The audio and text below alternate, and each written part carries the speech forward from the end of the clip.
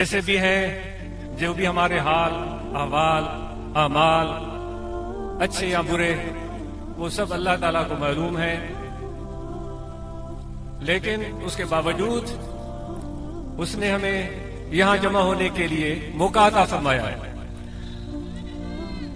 یہاں ہمیں جو چیز کھینچ کر لائی ہے وہ اللہ کا نام ہے، اللہ تعالیٰ کی ذات ہے، وہ اللہ تعالیٰ کا ذکر ہے، وہ حضور نبی کریم رؤوف رحیم صلی اللہ علیہ وآلہ وسلم کی نسبت ہے، جو مرشد کامل کے ذریعے سلسلہ عالیہ نقش بندیہ کے ذریعے ہمیں حاصل ہوئی ہے۔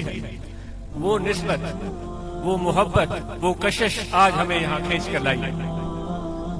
ایک ماحول سا بنا ہے جس میں مختلف لوگ آپ کے سامنے آ کر کھڑے ہوئے، جنہوں نے اپنے اپنے گفتگو سے آپ کو محظوظ کیا۔ ان میں وہ احباب بھی تھے جو اپنے طریقہ عالیہ سلسلہ عالیہ کے پیغام کو عام کرنے کے لیے دن رات کوشاں ہیں۔ وقت کی قلت کی پیش نظر خلفائے کرام کی گفتگو سننے کا موقع نہیں مل سکا۔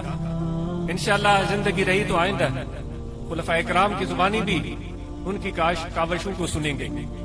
تو مبلغین بھی آپ کے سامنے آ کر کھڑے ہو گئے اور انہوں نے اپنی خوبصورت کوششیں جو انہوں نے کی ہیں اس سے ہمیں واقف کیا۔ آپ سن رہے تھے، اس میں نوجوان بھی تھے جو روحانی طلبہ جماعت سے وابستہ ہیں، انہوں نے برانچز قائم کی ہیں، انہوں نے نوجوانوں کو اکٹھا کر کے سلسلہ عالیہ نقشبندیہ کا تعارف کرایا۔ اس نو عمری میں ان سب نوجوانوں کو ذکر کی چاشنی چکھائی ہے، ذکر کی اہمیت کو اس مجمع نے بیٹھے بیٹھے سنا۔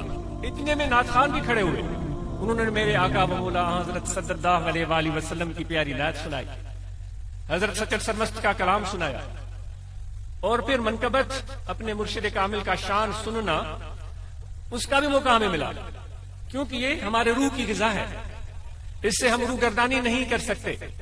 ہمارے مرشد کے مرشد حضور پیر قریشی رحمۃ اللہ تعالیٰ علیہ مسکین پور شریف والے، اس کی خدمت میں ایک شخص نے آ کر، جن کو مولویوں کا پیر بولا جاتا تھا، یعنی کافی علماء ان کے مرید تھے، آ کر عرض کیا کہ حضرت مجھے آپ کی محبت چاہیے، لیکن محبت پیدا ہو نہیں رہی۔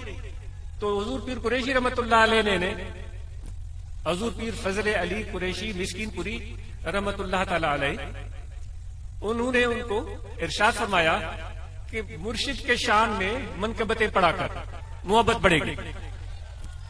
تو یہ تو ہم یہ منقبتیں سنتے ہیں، پھر یہ ساری چیزیں ہم نے سنی، اس ماحول سے ہم مستفید ہوئے۔